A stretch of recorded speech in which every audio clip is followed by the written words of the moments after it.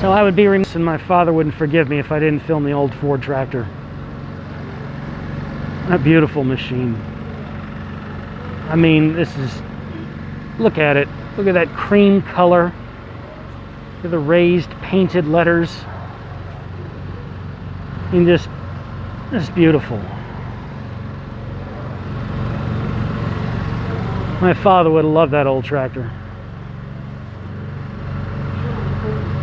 Isn't it odd how things like certain events, they bring people back to us who have been gone? Another Fiat 850. This is not the Abarth, just a regular Fiat. It's like a little bit later car too, but rear engine. You know, Volkswagens just don't ever look out of place, do they? I need to put up a video on how to buy one of those cheap. They can still be had. The engine comes out pretty easily. It's a really great project. So another Topolino. You see the roof that comes off. Slide the roof back, kind of like the Auto Bianchi. Here is a Triumph Spitfire 1500. I was growing up. My best friend, his brother had a Spitfire. He got his as I was still working on mine. First day I drove my MG, I drove it to his place. He took it around the block, cut off. It shut down, it was out of gas basically. He jumped out and ran back home and said, "Hey man, your car's out of gas." I said, "Well, where is it?" He said, "Oh, I left it for you down the street." There's another Fiat 124. Honda S600. Oh, it's an 800. I'm wrong. I am wrong. The 600 was earlier, the 800 was a little bit later.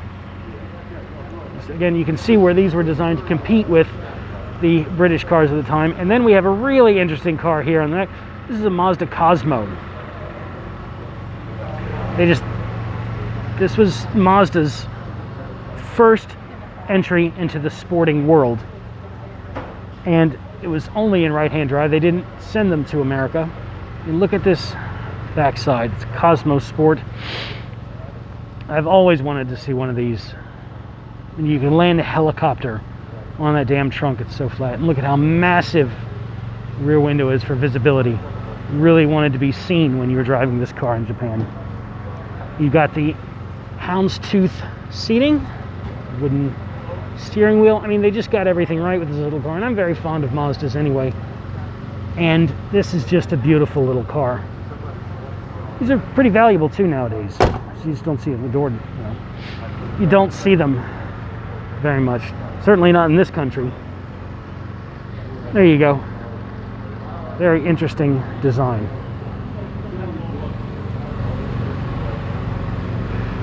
I mean, and it's a coupe. It's such a cool car. The Volkswagen Thing. It's a military vehicle, basically. And that's, I want to say that's Mahari in the background. Fiat Mahari. The Volkswagen Thing. And let's say I don't have to edit this. Oh, it's a Citroen Mahari. It's still a Mahari. It's not a Fiat, it's a Citroen. So, it's a plastic body. Mahari. Chain doors is about as basic as you could get. Plastic everything.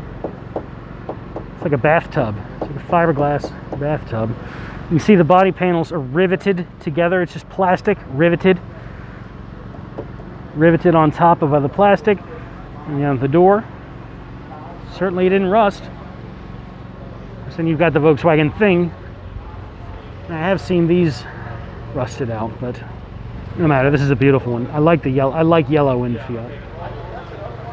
Now the X19 Bertone, Fiat Bertone. This is like a miniature Ferrari. It was like a 4-cylinder Ferrari, and it handled like one.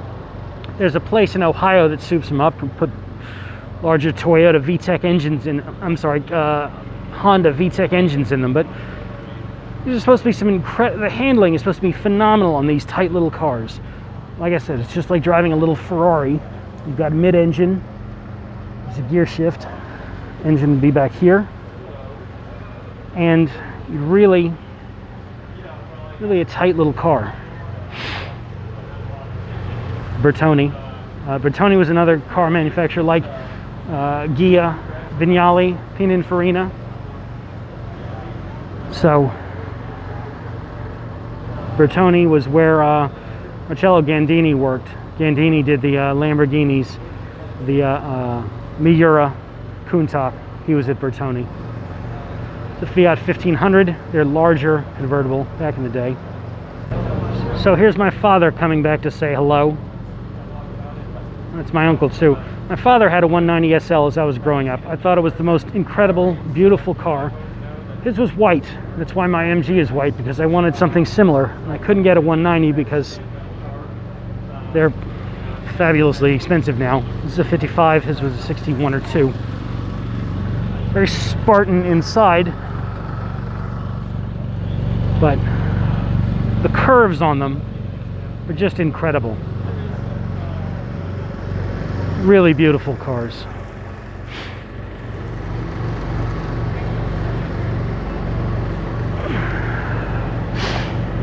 It's that 1.9 liter Mercedes engine.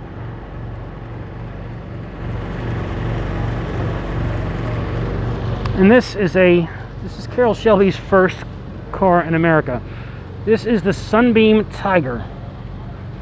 It's a Sunbeam Alpine with a Ford 260 V8 in it. Carroll Shelby designed these before he moved on to the AC Ace.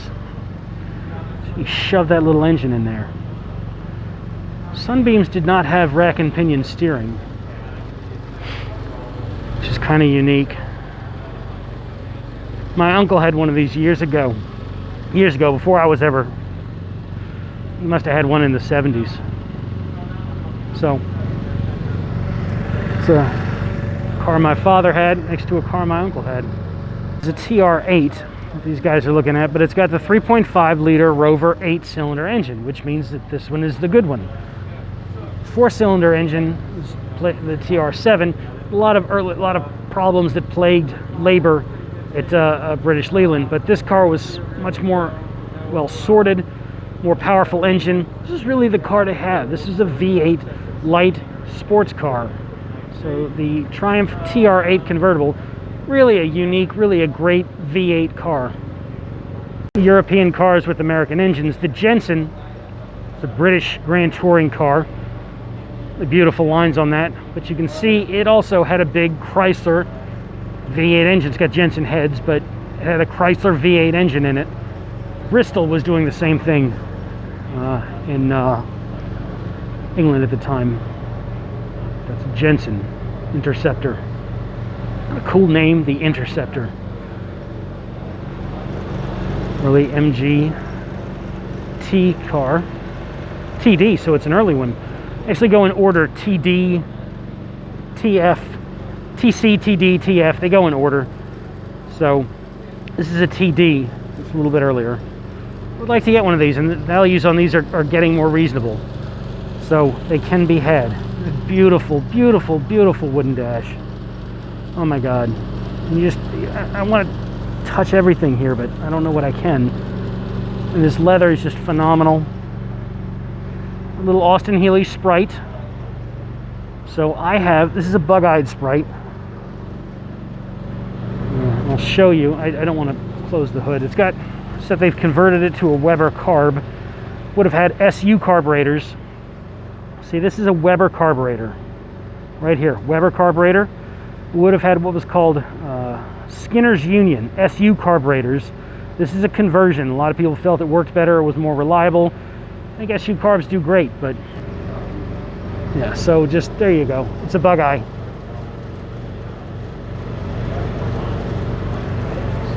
So for those of you who were watching Goodwood this last couple weekends, these are all Cortina race cars.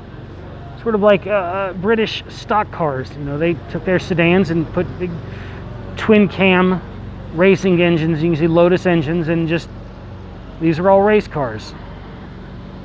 Cortina was like their NASCAR, you know. Really incredible. These are all race cars. This is a rally car. Kind of odd looking to our American eyes, but in England, this thing was the cat's pajamas, and they'll go.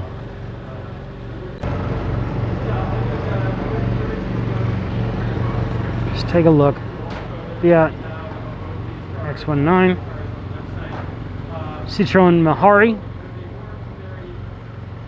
Volkswagen Thing, Mazda Cosmo. It's a rotary engine. Toyota S800, Fiat 124. You see, this has got the 5-mile-an-hour bumpers. It's that rubber. This is a later car than the one over there. Triumph Spitfire. See, there's the 5-mile-an-hour bumpers, the big rubber bumpers. It tended to ruin everything when they came to America. 79, yeah. I guess the bumpers were 1974. I think that those bumpers came into play. It's a really good-looking Hudson pickup. My God. Look at those fender swells. Just look at that. Oh, this is such a beautiful little car. I tell you what, when you're out cutting wood or you're out doing some kind of work and it's raining, you're in an old pickup truck, you get in, the heat's been burning, you slam that metallic door. And there's just something about that, working outside, cold, rainy day, old pickup truck.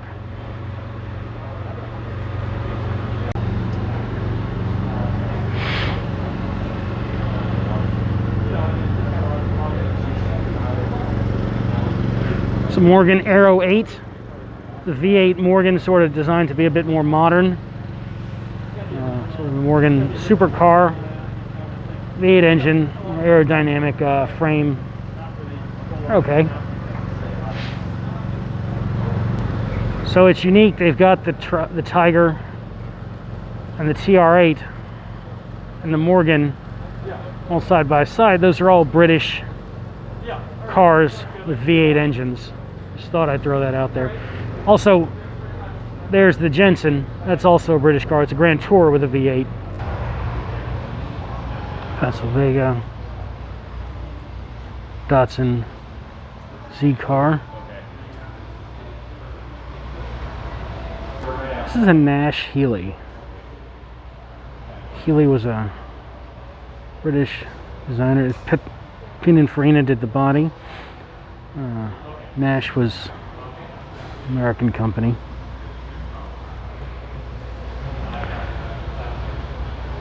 See that big inline 6-cylinder engine.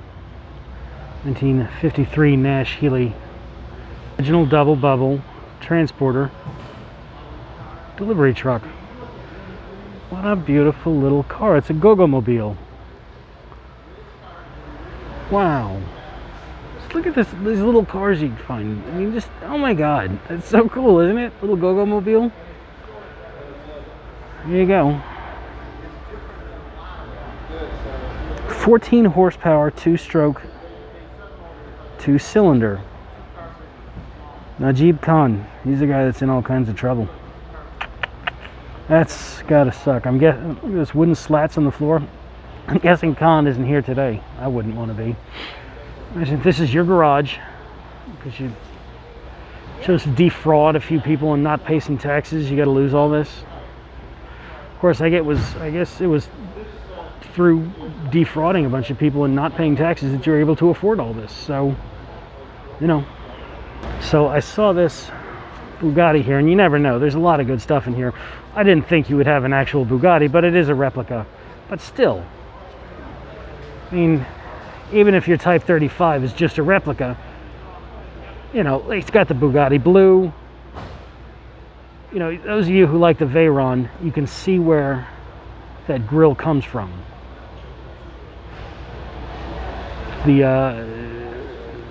When they brought out the Bugattis in the early 90s, the EB110, the Ettore Bugatti 110, it also had that similar tribute grille in the front. So you can see where it came from. Just a little miniature. So when you look at this car, this is where the Veyron comes from, and that interesting grille on the Veyron. Oh my God, he's got snakeskin lining on his Messerschmitt, for which he won an award. The guy's got chutzpah, he does. He's got some moxie. Tell you what he doesn't got is a massive car collection anymore. Little British Austin 7. Nice little car. You walk around a room and realize how outclassed you are. Yeah. Morgan 3-wheel, another Morgan 3-wheel there. Yeah, I would like my next project to be one of these. This Opel GT. They're a single cam engine, so pretty easy. I could do all the work myself. Really fun, good-looking cars. They're distributed by GM in America. So, you know, if you didn't want a C3 Corvette, you could get an Opel.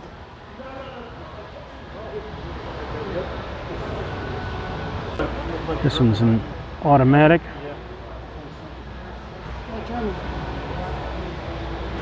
Single cam Opel. This would have been sort of, they were German-ish. They were distributed in America by GM, as I said. But they had some, Opel was a German company at one time, also British at the time these cars were out. So, every Opel was owned by General Motors. The little Renault. No, they used to go, so companies like France would make the 4CV Jolly. It's like the Mahari. So you would get these cars for places like, you know, Morocco, or you know, these are the cars you would drive around your beach property in Europe, the south of France or Costa del Sol, and you would have these little cars. Whereas we have, you know, these are their little cars for when you lived on the Riviera and you had to deal with a lot of traffic and you didn't want a roof.